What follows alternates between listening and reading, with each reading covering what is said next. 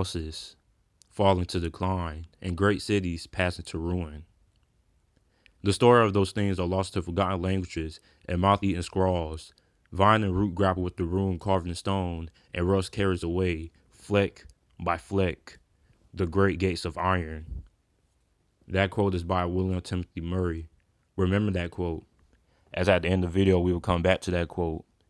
And this quote will help you understand the collapse of Florida State football. The Florida State Seminoles were once a proud house. 6 years ago in 2013, they were national champions. 6 years later, the once proud house is now part of a city of ruin. But who would have thought a few years ago that Florida State football would be what it is now, in a complete collapse?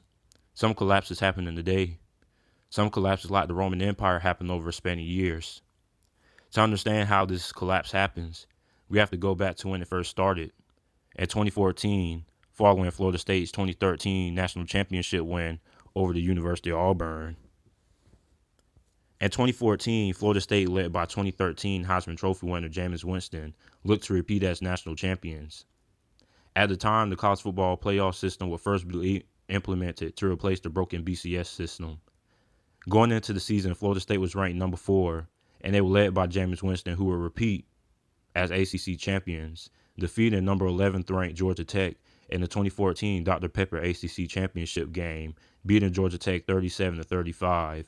And this win will help them be an easy entry into the college football playoffs as an undefeated 13-0.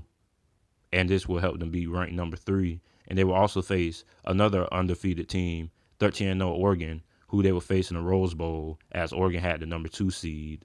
A lot of people going into the game thought FSU would lose because of the fact that in almost every game they played in that season, they won in dramatic fashion, coming behind from huge deficits.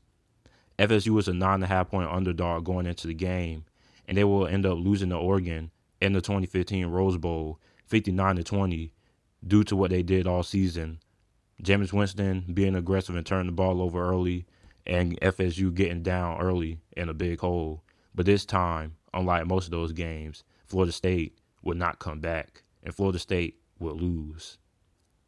Following that season, Jameis Winston would enter the NFL draft, and he would be selected number 1 overall by the Tampa Bay Buccaneers, and also several other good Florida State players like tight end Nick O'Leary.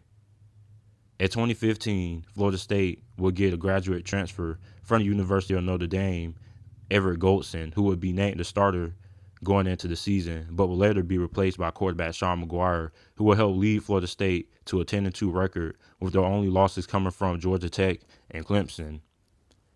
Missing out on the ACC championship game and the college football playoffs, FSU will play a number 14th ranked Houston, a group of 5 school from the American Athletic Conference, led by Heisman quarterback contender Greg Ward, in the Chick-fil-A Peach Bowl, where FSU was a 7.5 point favorite going into the game.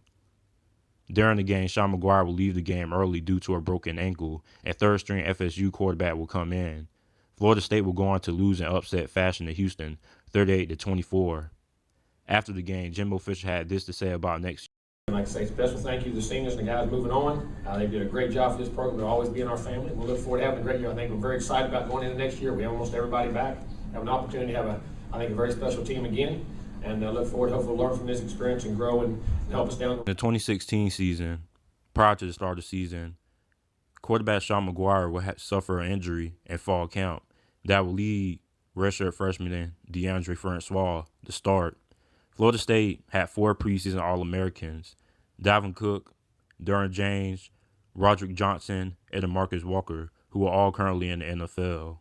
And FSU was ranked as the 4th best team in the country going into the preseason. Like Jimbo Fisher said prior, this was a talented team, and that held true as they beat number 11th ranked Ole Miss 45-34 in their Week 1 opener. Then next week they would go on to crush Charleston Southern 52-8, and then they played Lamar Jackson in Louisville and would get steamrolled 63-20. This loss was more than just a loss. This loss would drop Florida State from number 4 in the rankings all the way down to number 13. FSU has suffered their worst loss in program history FSU will only end up losing 2 more times during the season, losing to North Carolina 37-35 and Clemson 37-34, and they will end up beating number 10 ranked Michigan in the 2016 Orange Bowl 33-32 and finishing the 2016 season off with a 10-3 record.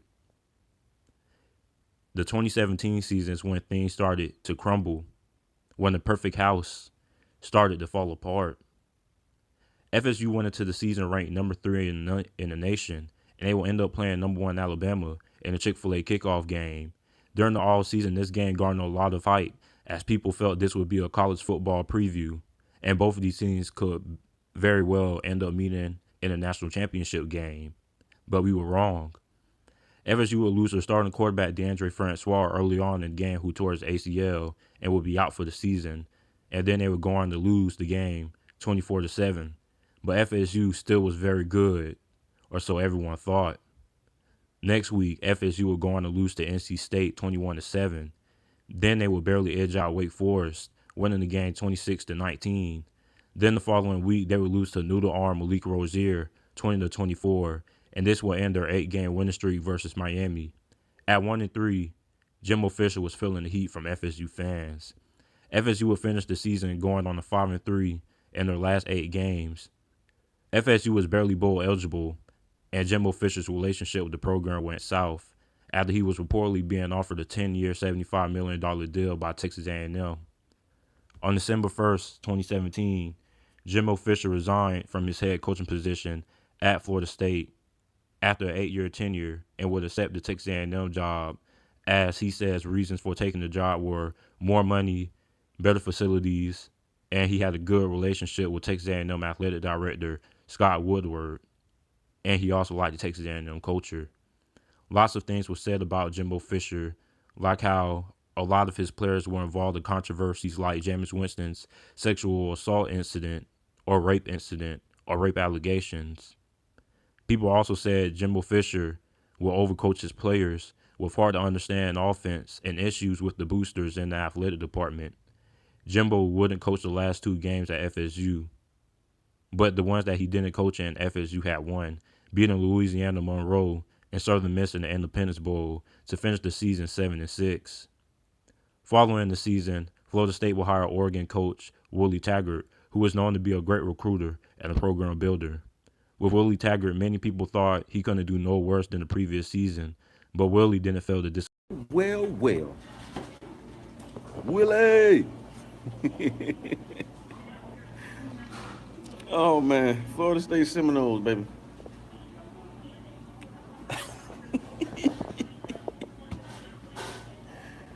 Willie!